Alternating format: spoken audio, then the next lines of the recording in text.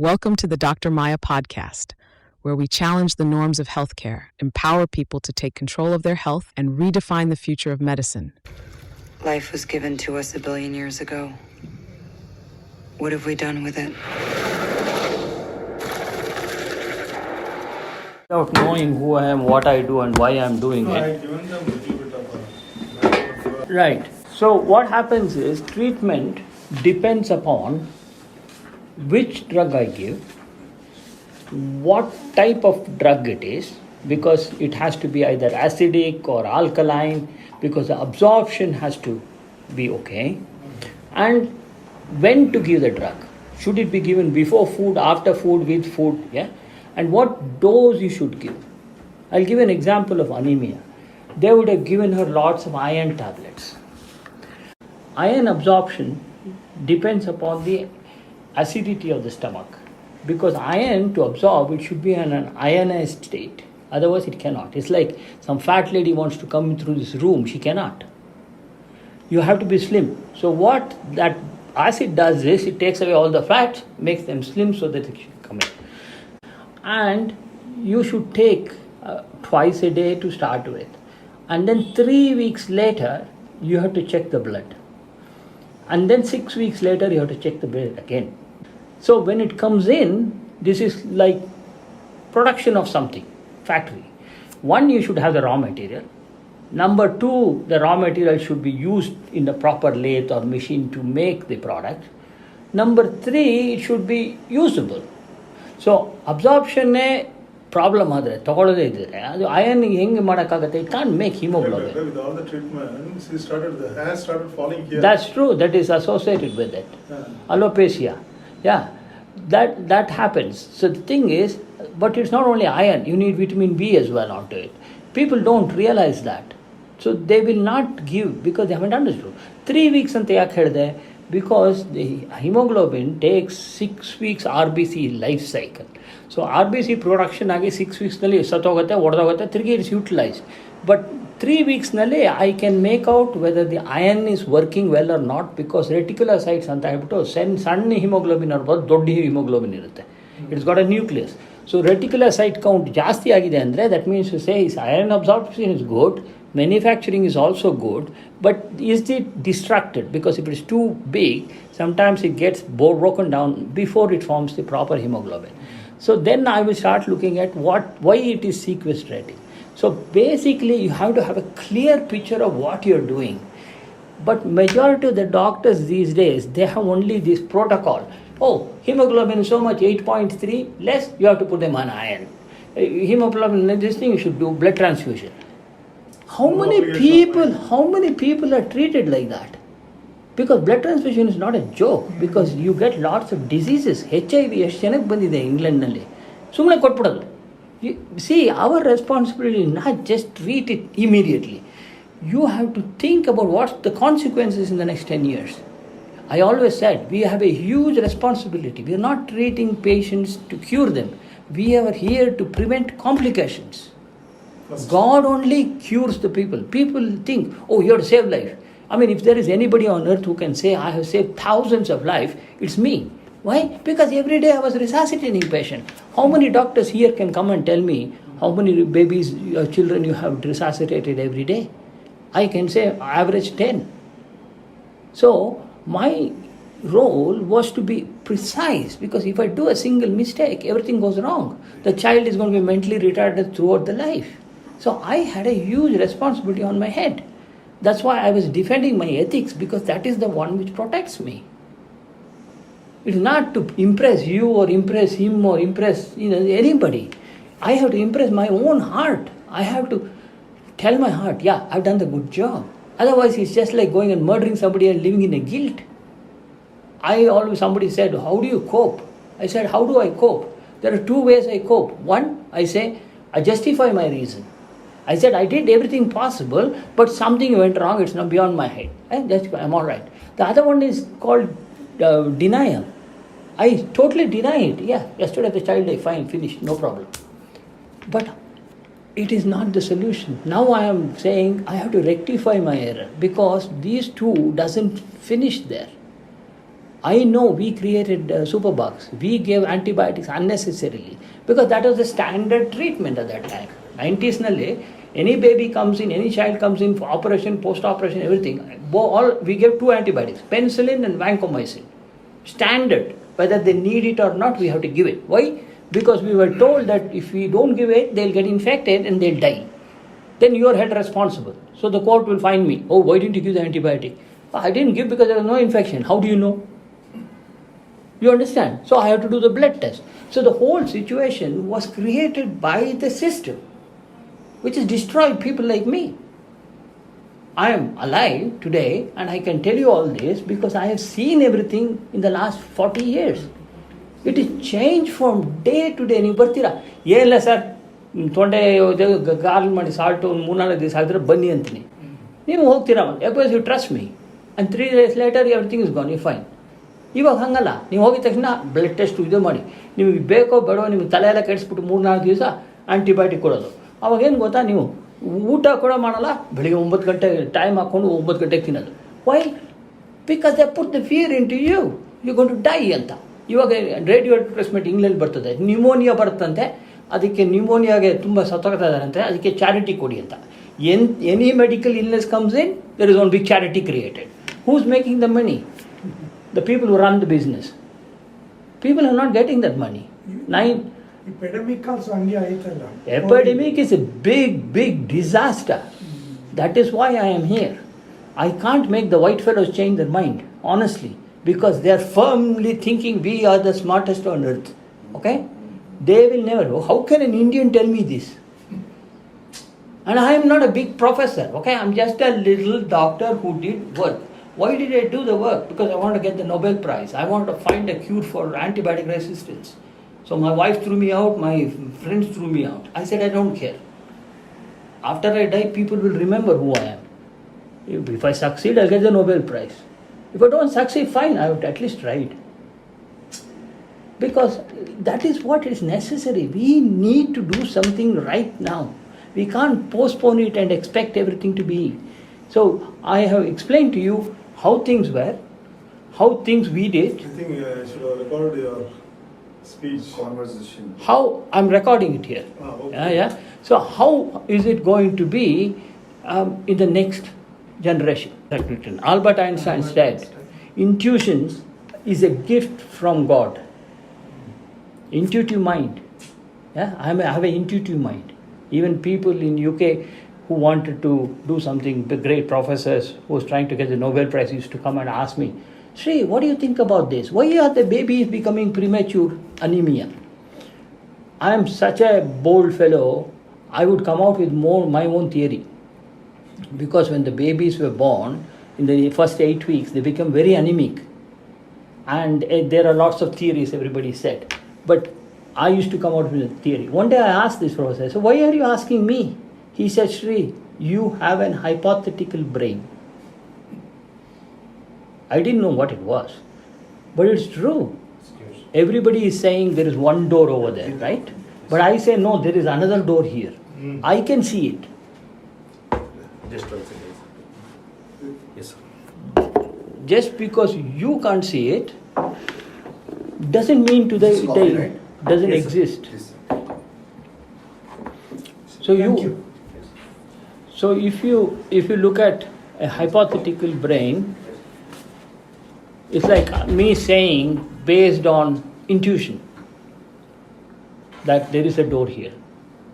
And then what happens is either I have to prove that the door is there by scientific means or disprove it. So if I prove there is a door here, then I have told them there is a second channel. So people accept there is a second door, that's why this chemical reactions happens like that. And that's a hypothetical brain. And based on that, all the researches are created. So they used to listen to me. And that's how I got involved with all sorts of product development and these things, and I used to advise. Because in India, they never tell you that you have to take a patent, you have to protect your ideas and all that. And you can't use it. Why? Oh, that thing is difficult to maneuver. Finished. Okay?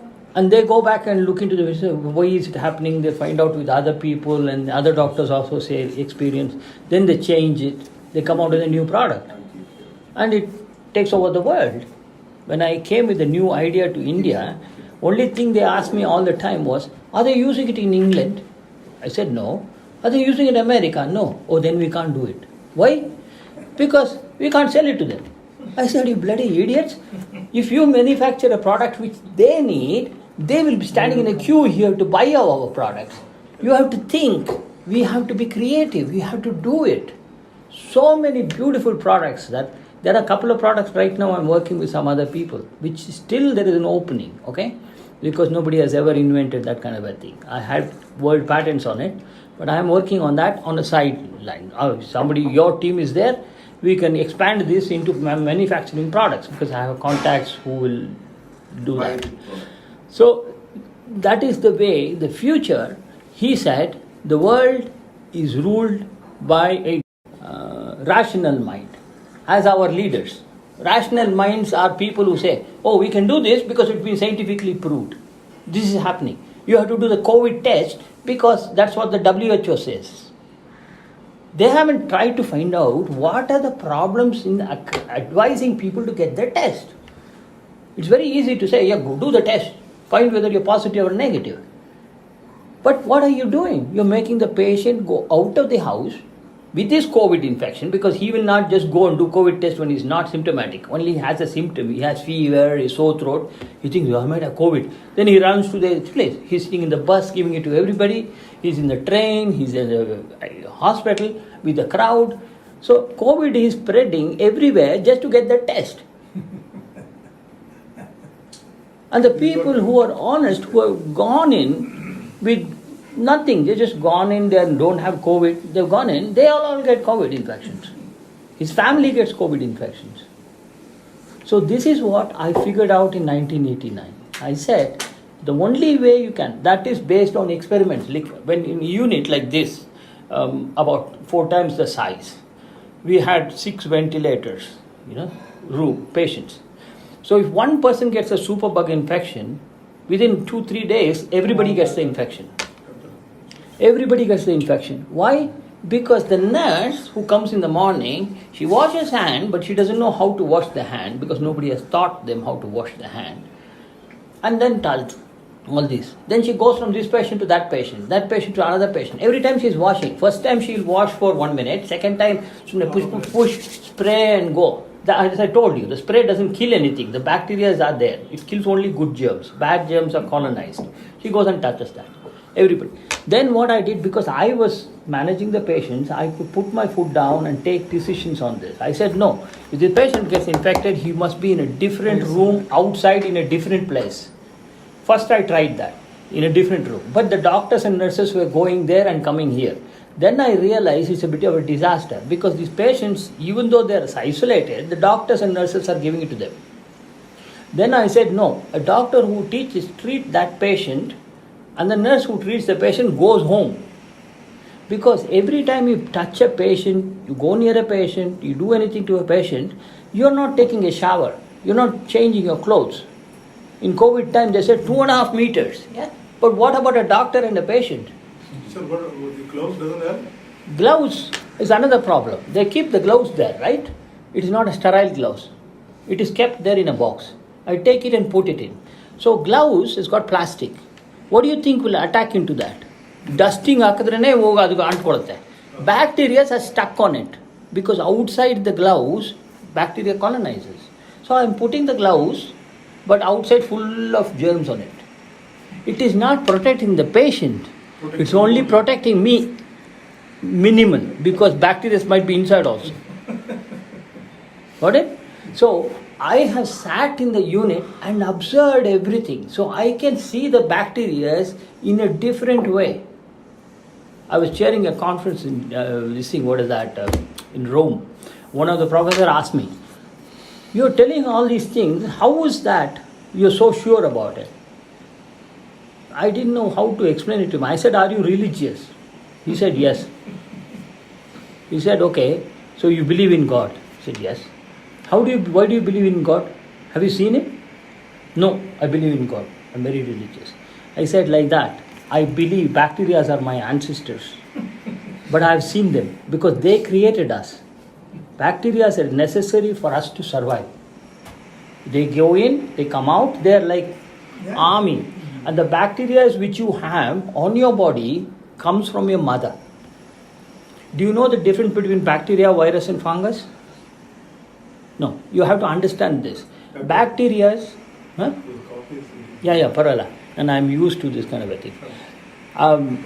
Bacteria are like animals, the smallest animal on earth. It needs oxygen, it needs food, it needs to multiply. So, but only thing is they live for 20 minutes.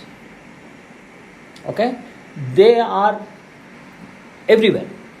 In other words, we are swimming in an ocean filled with bacteria, viruses, fungus, oxygen, carbon dioxide, nitrogen. They are all atoms, single molecules. This space is not empty, it is full of these things. 76% of this area is covered with virus. So what is virus? Virus is a piece of a DNA. DNA is the genes. It has what is known as RNA or some are DNA. And it is like sand. It does not, it can't multiply on its own. It floats around, and I always call virus as the computer updaters. Because the genes is made up of 4 amino acids. So the virus you need, because a little bit of RAM kind of a thing comes in. So the bacteria will go there and fix it. So it changes the genetic code. You need this virus and the bacteria. And the virus, when it comes in, it multiplies inside a cell. It cannot live on its own. So it is sand. And you breathe in and out every second. Because 76% of the space contains viruses. Funguses are the smallest plant. And all these 3 have taken origin from a bacteria known as prokaryotes. Prokaryote is a single cell organism which has lived for billions of years. It has seen dinosaurs, it has seen everybody, all the types of human beings. And they are still existing as they were.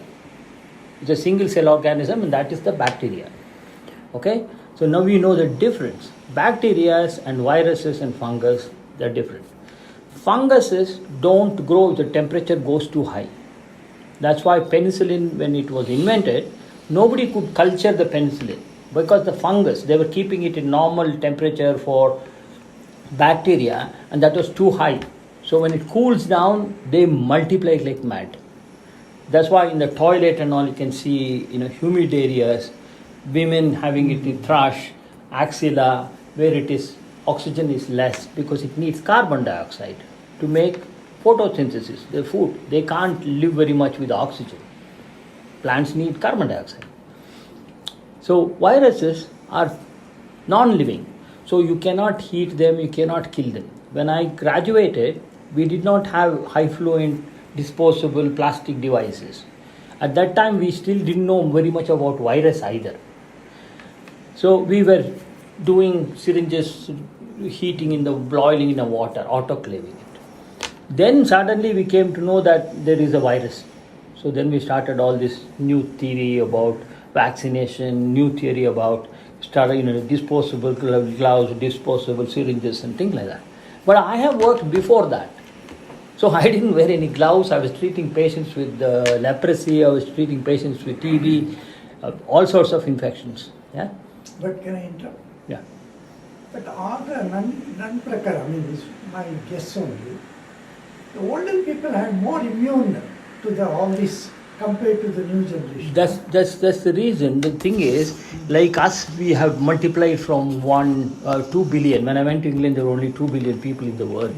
But now there are 9 billion in the matter of 30 years. Yeah, it took 200,000 years to come to 2 billion. In the last 40 years, we have multiplied 9 times. Yeah. So just like that, bacteria is also multiplied because every human being carries billions of bacteria. So there were less prone. There were not many. Bacteria is thriving. Nobody was throwing chemicals at them to make them angry. We are all sitting here comfortably, right? Somebody keeps coming and putting chemicals on us and suffocating us. How long will you put up with it? Maybe 2 days, 3 days? 4th day you say, you idiot, you're coming, I'm going to come and kill you. That's what the bacteria are doing. They are not our enemy. We are making them angry.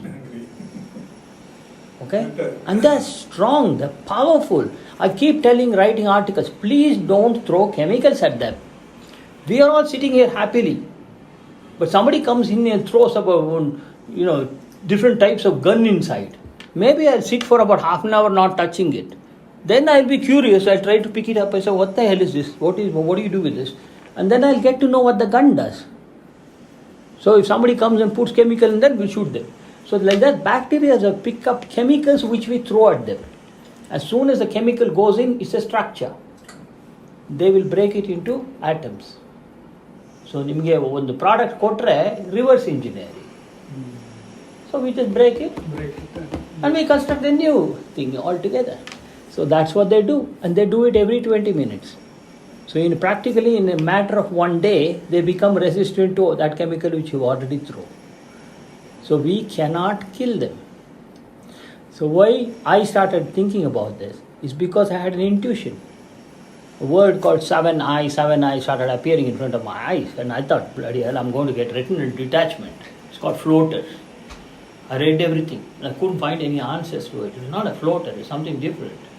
Then I read great scientists and things like that had intuitions, which came as an image, as a dream, and they acted upon it. Ignoring it is easy. Acted upon it. So I went searching for the answer, and I stumbled across this. I had developed Maya, Medical Advice You Access. My idea was to prevent people going to doctor initially to save cost. The poor people shouldn't go to doctor unnecessarily. If I tell them it's okay, it's not serious, don't go, then they won't go. And they'll save money. And they save their life also. But now because the bacteria are there, if they go, they'll get bacterial infection and it will be worse. Instead of spending 10,000 rupees, they'll be paying lakhs because the child will be in ventilator. How many people can afford it? So we must try to educate people not to go. So that is the idea, this innovation. I started doing the research. Why are people coming to see me? First I wanted to know. Because there are no studies done. No record. So why he is coming? Then I collected all that for 2-3 years. And then I found out there are 9 symptoms which are important. Then at that time I developed a little fridge magnet, which is just 3 symptoms. I made one big strip of symptoms. And then I put next another same kind of symptoms, another 3 symptoms. And then what happened was I asked the patients to line up the symptoms they have. In other words, you have to just pull it up and down like a little tape. If sore throat, little slot, then another one. Then I color coded them, which I think is serious. Doctor must see. Why should a doctor see this patient? Because that patient needs to be clinically examined. In other words, I have to listen to his chest or examine him by giving him some tests or give him some treatment and see whether that works. So I have to see and decide. So when I looked at it, it was very interesting because 70% of these patients who came to see me, I didn't have to see them. I didn't have to examine them. I could treat them based on their history. In 1996, I said every person comes to see me with a story of an illness, not history. As they have lived, experienced, and remember it.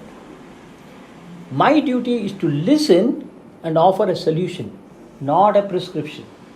So the pharmaceutical companies are there with knife to kill me. Okay? Then I gave up and suddenly I had this intuition, 7I.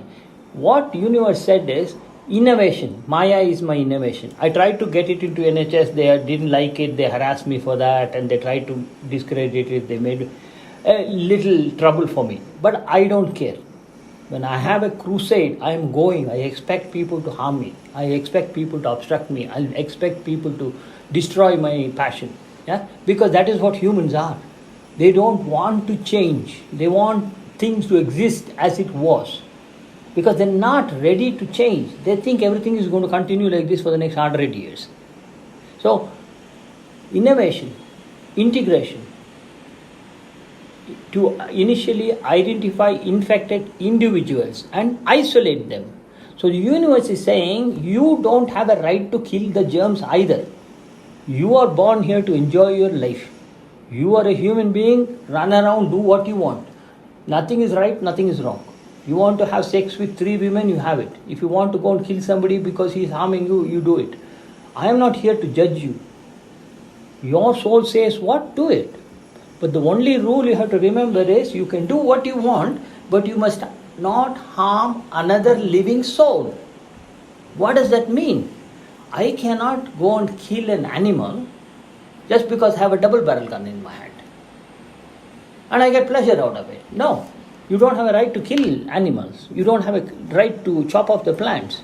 Yes, you have to chop off the plants. That's why mantras are said. If you want to build a house, there is a mantra they do. Why? I asked this person, why should you do that? He said, we do that to ask the universe, please give me the permission because I'm digging holes here and the ant hill is there. That is like an ant kingdom. We are going to disrupt that. So we tell them, please excuse me, I have to build a house to live. So let me dig holes here and I'm going to disturb lots of life. And that is why Hinduism, we have all these rituals geared up towards universe, geared up towards how we should live in a symbiotic relationship. But now humans have become parasitic.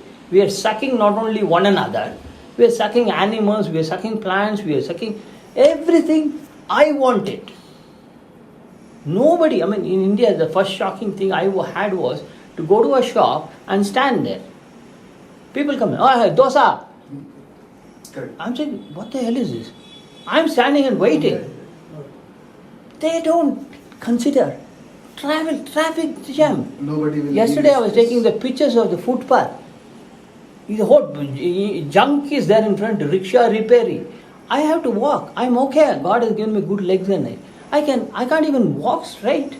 I look straight and go. In England I don't have to look down because I know that there won't be holes. Here half the time I'm falling down. Because I'm used to going like this and I don't have the habit. And this is what the problem in India is. They are so full of me. They've forgotten why you're here. But what we have to do is to educate them. So going to the doctor, you tell them, why do you go to the doctor? Oh, I don't have to worry, insurance company pays. Yeah, insurance company pays, but you come here, I'll give you the germs. Because I have seen it as well. When I do the clinic, there's a patient who comes there, sits in front, sir, doctor, illa kajji. He's doing this. Yes, put all the germs there. Then you come there and say, sir, hegidira. You got it. Yeah? I don't have the time to clean the swab. This. Adana on spirit telbutto, diaphragm hingantanante. Adi diaphragm alli ಏನು ಹೋಗುತ್ತೆ? ಏನು ಹೋಗಲ್ಲ.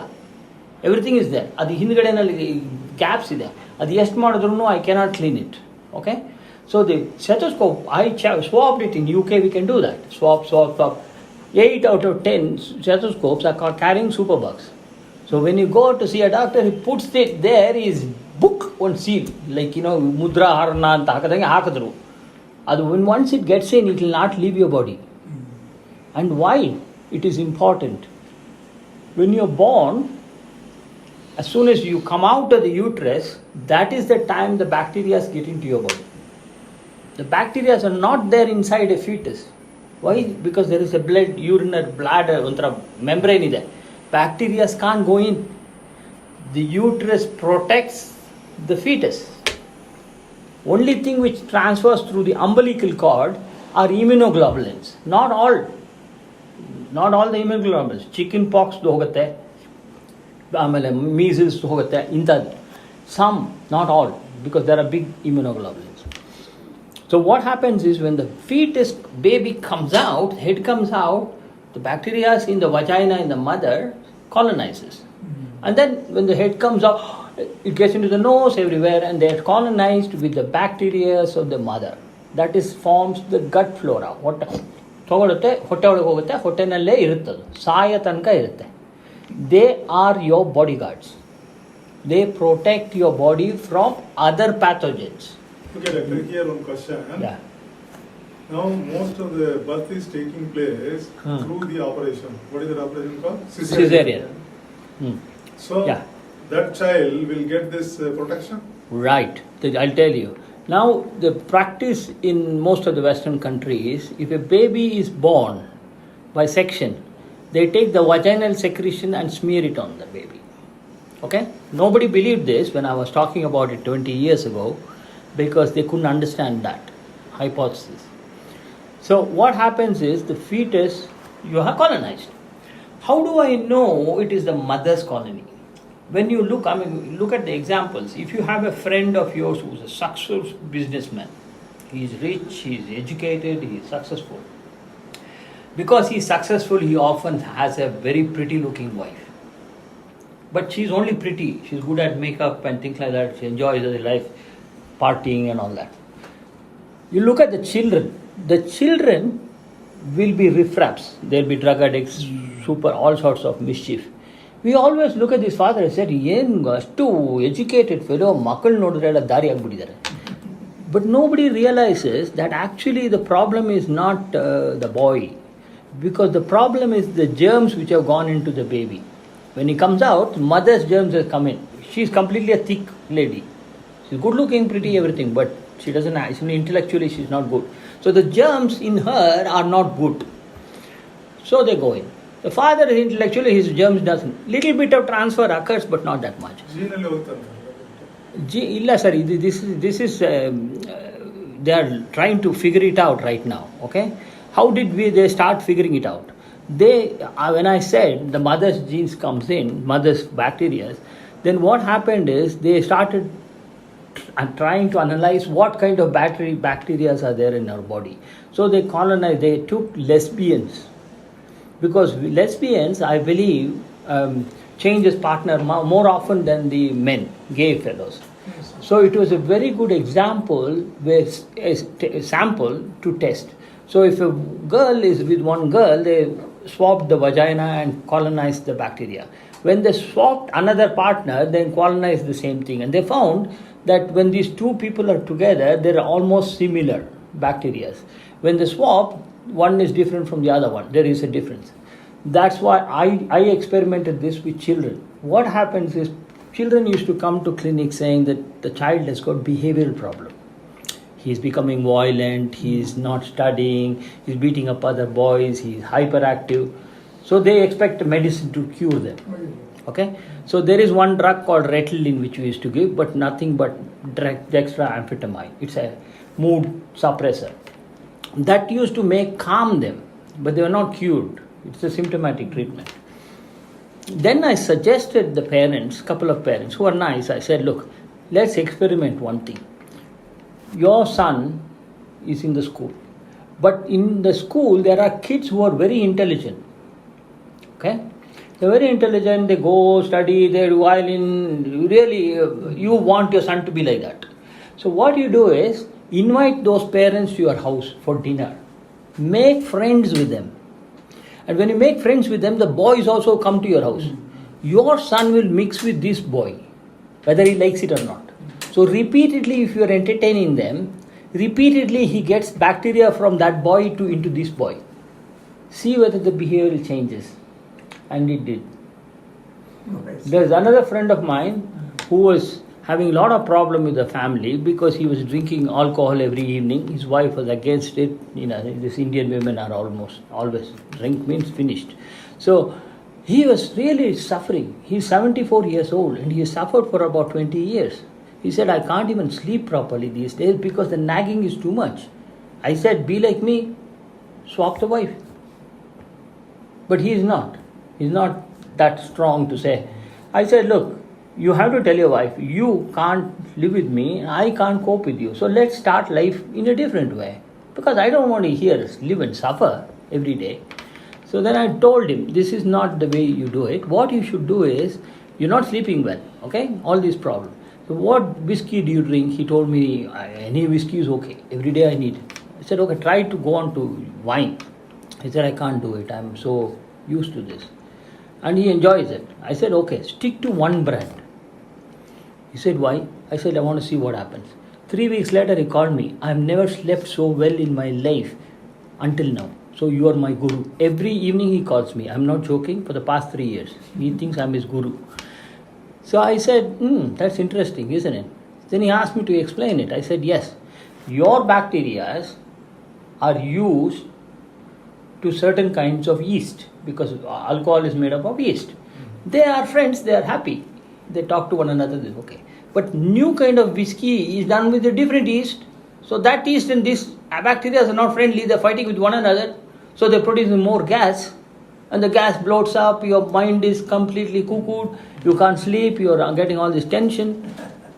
Yeah. But just changing that little thingy. Because I understand bacteria well. You see, I have observed them so much. I can change everything by just changing the bacteria. So is there any question now? Sorry, I've been rattling around. So tell me, is there any question which may come into your mind? We are more or less happy to listen you that it is nothing but good experience to How us. much experience you have got? By Yeah, noticing 40 all years, this. I have not taken care of my family. I have not taken care of my money. I have not taken care of anything about myself. Okay, doctor.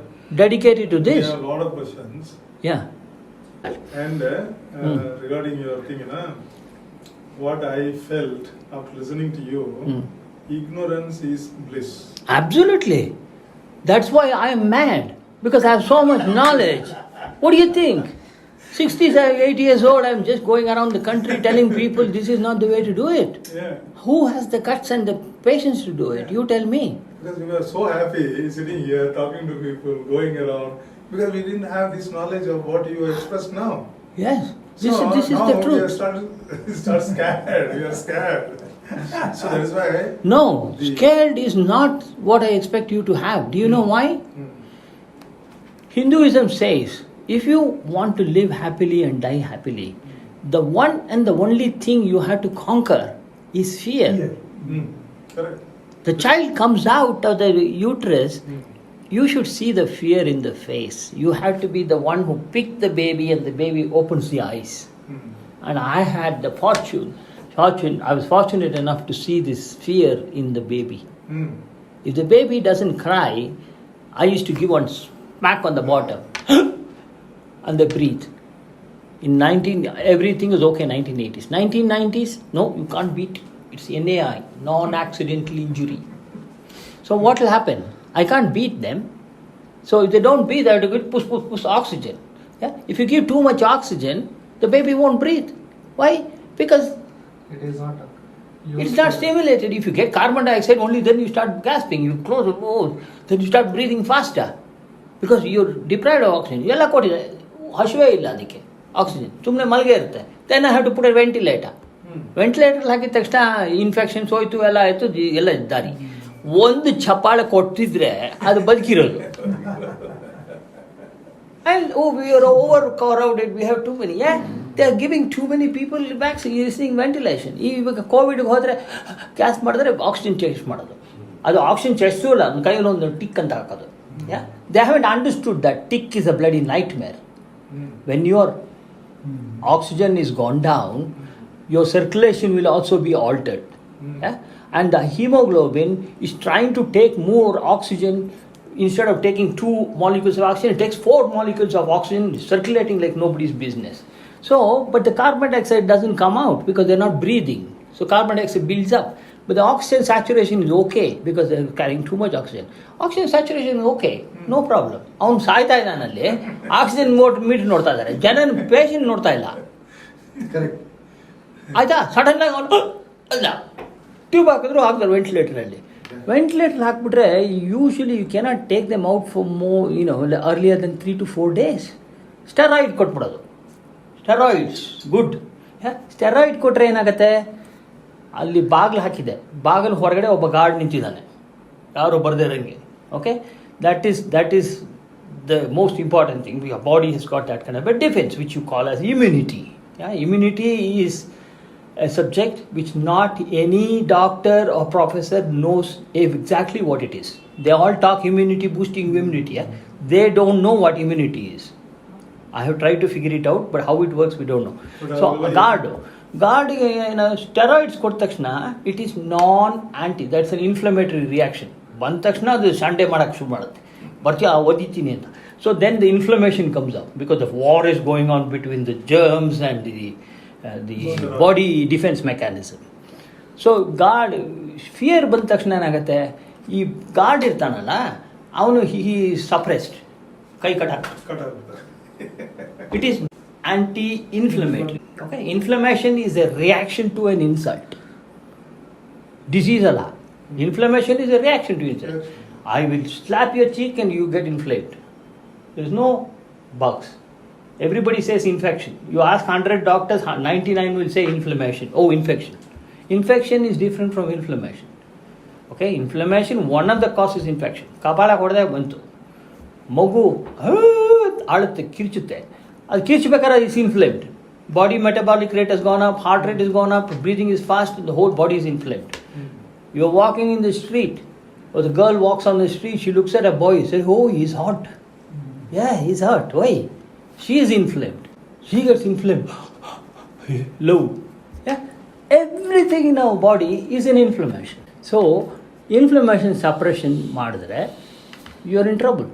So that's why you have to be very careful how you deal with every illness, including cancer, because that's also an inflammation. We have to just learn how to manage inflammations. And inflammation, as I said, is a reaction to an insult. Okay? So until now you have understood the difference between bacteria, because this is a basic thing you have to know if we decide to move forward. Because once I finish this, I'll be telling you how we do the next stage, move forward. Because we have to be very careful how we deal with this. If I go around blabbering this everywhere in the doctors' community, they will not appreciate this. They will criticize me, because I have tried it here in Fortis Hospital. When I talked about infection with Sridhar and America, we came in. When I was talking about infection spreading, this was about 10 years ago, there was a professor who stood up and he said, no, that's not okay. You have to do the umbilicus like this. You have to do like this. I was thinking, what the hell is, which country does he come from? He's bloody professor. He's a very famous professor. His name is there on the newspaper all the time. He doesn't have the basic knowledge. But everybody listens to him. Correct. Because he is a big professor, comes in a big Mercedes car. Who am I? Hey, this little fellow who comes with the neat little shorts, he doesn't know anything. And if I tell them, oh, it's all there in England, we don't have that problem here. You can't. So we need to know. You said the professor, I think you might have heard of one doctor. Ayyo, gottu sir, nange channagi gottu. Manipal, I know. What about your opinion on his talk? It's synonymous to... He talks, a little bit like me, but he didn't start as early as me. Okay. Yeah, I'm not into But publicity what he talks is work. proper? He talks, some are okay, some are all bullshit. Yeah, but he doesn't talk about Hindu culture and Hindu festivals associated with health. Why do you put tulsi in front of your house? Why do we have Varama Lakshmi Ruta? Why do you celebrate the Deepavali? Why do you have a Navaratri? Everything has got medical reasons behind it, which are over the years you will get to know what it is. So there are things in India which have been told, but it has not been interpreted properly. Because there are people who talk about the Vedas, but there are not people who are medically experimentable. Like, I had a golden opportunity to experiment. Not everybody gets this opportunity. So I had an opportunity to experiment, see. Why should a person be doing Gayatri Japa? Why is that our ancestors said only men should do Gayatri Japa, not the women? Women were not supposed to do Gayatri Japa. Do you know that? Yes. In Upanayanam, when they tell it in the ears. Why?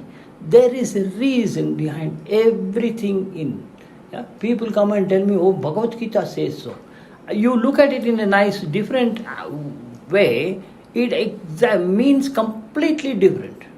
Correct, doctor, but over the generation, it got corrupted. That's right. Mutilated. Majority of people say, my father also when he came to England, I said, Solpa hotel anna thinne, illa. I said, look, it's a bit of a problem. Switzerland, I can't get what you want, but why don't you? Illa. 70 ವರ್ಷ ನಾನು ಹೀಗೆ ಮಾಡಿದ್ದೀನಿ, ನಾನು ಇವಾಗ ಮಾಡಲ್ಲ. That is the problem. We have to just change. We must learn to disown the old fashion and look at it in a different angle. But how do you make people do that? Because now we've been told, scientifically, do you know how scientific research is done? I take 100 people, I collect data, and in that there is 1 or 2 which skews the result. In other words, I've given treatment for 100 people, same drug, same thing, and then I find that it is not statistically significant. It doesn't show that it is good. So I remove 2-3 patients out there who are skewing the result. I take them out. Nobody is there to check whether that is right or wrong. Nobody is going to ask. Nobody knows. Then I say, we sent questionnaires to 100 people. In that, only 87 people responded. Even 100 people have responded, but I've just thrown the 20 into the dustbin. In that 87 people, so much, statistically it becomes significant. Then I publish. He's a great scientist. Actually, it's wrong. That's what has happened. The protocols which we have developed, I was part of it. 90s, 80s nalli, we didn't have a standardized treatment. One person comes with urine infection. I gave him trimethoprim. Next one came in, I gave amoxicillin. Next one I came in, I gave him something else. Person to person changes, like your fingerprint. No, yeah. My habit is I think tetracycline is the best, so everybody gets tetracycline. Next fellow thinks amoxicillin is the best drug, he gives everybody amoxicillin. So when we have 7 SHOs, every night there's a different doctor. So each doctor does his own things. So I am there in the morning to ask, why did you give trimethoprim to this patient? So he says, this is the reason. So then I said, we'll look into our studies. So I said, one afternoon we sit, you bring all the urine infections in the last month, because we have record systems there, we could pick up the notes. Then we say, out of 20 patients we have here, how many people got tetracycline, trimethoprim? 3. How many had this? We collected the statistics. Was the urine checked? Yes, in 60%. Was the urine checked and the results acted upon? The urine is positive, but nobody has seen the result. So we started monitoring ourselves. The government took out these results from everybody, and they compiled the statistics of everybody all over England. And they came out with a result saying that 80% of the people with urine infection responded to trimethoprim. So the standard treatment is trimethoprim. Okay? And they called it evidence-based medicine. So as a layperson, you will think evidence means it has been stamped. Algorithm, that's it. If you go straight, right, left, you land up in bus station. That is algorithm, 100%. This is not like that. You go like this, suddenly something happens, you go that way. So you might have another infection which is not working in trimethoprim. So in 3 or 4 days' time, you land up in serious complication and you get kidney infection, you kidney failure, and you die. What will the doctor do? He says, I have given the treatment according to the protocol. It is evidence-based medicine, so it must be 100% correct. Judge, he's given the right treatment, so you're not okay. So these doctors are literally killing patients and licensed to kill. James Bonds of UK. Nobody can prosecute them, okay? Because they'll show this evidence-based medicine. The other thing is, even if I know that it doesn't work, I cannot do anything. Because if I don't give the treatment they suggested, they're going to crucify me. They'll find fault. They say, this fellow is bad. Come, inquiry. They will drive you mad. They did it for me. They made the nurses complain against me, they read this, and they sent me to the psychiatrist to see whether I'm mad. I told them, no, I'm not mad, I'm not depressed. But when I go and see these nurses who are complaining against me, my blood starts boiling and I get anxious. And a woman, they said, you are asking the women to undress to examine their chest. If a medical student is not undressing to examine the chest, we will fail him. Because if you put it on the clothes, you get clothes crumbs coming in. If you undress it, it's different. I had to ask a girl to undress because she was speaking like a man. She was shaking like this. I said, this is a disaster. Either she has thyroid problem or she has something else going on. What did the nurses do? They sent that patient to a speech therapist. That has 18 years old girl, beautiful girl with lots of makeup. So I told the mother I need to examine this girl. So when I undressed her, she undressed and she was lying down. I looked like this. And then when I was examining, her breast popped up because she had put such a tight bra because she was completely, she had a big bust. So I have a stethoscope. I usually don't touch the bottom of that breast because these fat ones, when there's a lot of ulcers there because of the this thing, the sweat there and the fungus grows there and it's very smelly as well. So I usually had a long stethoscope and I used to touch that. When I put it in, it popped up. And I almost bursted out laughing. But I had controlled myself. Why? Because she had shaved her breast like this, but on the nipple she couldn't shave because it's on. So she cut it like that. So it looked like a press. Like you heard of James Bond, there's a girl called Halle Berry who had a hair stuck up like that. It looked like that. Whoo! But I had to control myself. And then these nurses told, this fellow upset her because she's very upset. 6 months later, to find fault in me, he undresses everybody. And the girl is written, all the doctors and nurses who saw me never undressed me and examined me with the clothes on. That's why they all missed the hair in the bloody breast. You can't see any hair here, but when you open it, you can see easily brittles. And I sent her to the, the hormonal therapy people because she has got testosterone increased. I don't know what happened to her. But it put me in a lot of serious stress. Why? Because next woman he came in, I got chest infection, doctor, can you examine my chest? I am shaking like this. If I open her chest, bloody hell, this woman is going to complain. What do I do? See, doctors are not idiots. Oh yeah, put the stethoscope here. I can't really make out what's wrong with you. I'll send you for an X-ray. She doesn't need an X-ray. So what happens? That patient is spending another 3 days or 4 days to get the X-ray and come back before I give her a treatment.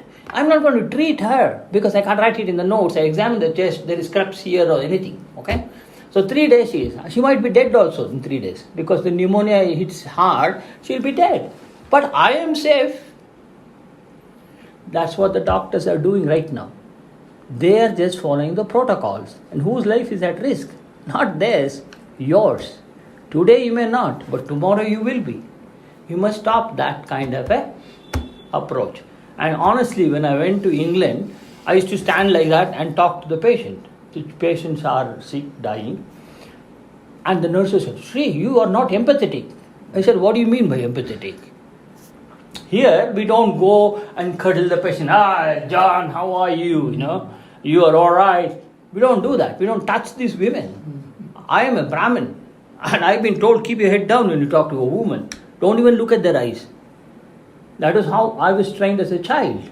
So when I go to these white women, first they are white and then, in a way, I am really nervous. I'm standing there, telling them, I'm sorry, your child is very sick. The nurse said, this is ridiculous. This fellow is empathetic. Then I said, what can I do? I've been brought up like that. So those days, 1980s, the nurses were very nice. They said, Sri, we're going to train you. So every day when I went to the work, all the nurses come and cuddle me, one after the other. So that for me, breast pressing on my chest was uncomfortable. So I got used to it. No problem, everybody cuddling me. And now, 40 years later, the nurses are telling me I'm undressing to sweep the boobs. No, I am not. Every day, school examinations, I see hundreds of people naked. I'm not going to get tempted. When I'm working as a doctor, I'm in a different world. I'm not looking at them the way people imagine. And I have been penalized for that. Why? Because I'm standing up for myself. And that is the problem. Not everybody will have the guts to stand up against them, like me. They are all doing the same thing. And the whole system is going to collapse. Only way we can do is use the power of people to make them change. I cannot change the doctors. I am not joking. I finished 1999. I got fed up of seeing people dying in the hospital. All because the nurses haven't done well. And when I started complaining, I became a troublemaker. Yeah? They say, Sri comes here, you got to be very careful because he's observing all the time. Yeah? They're like this because I catch them. Hey, So they were creating havoc for me. So I said, oh, forget it. I didn't have children, I was not married, I was happy.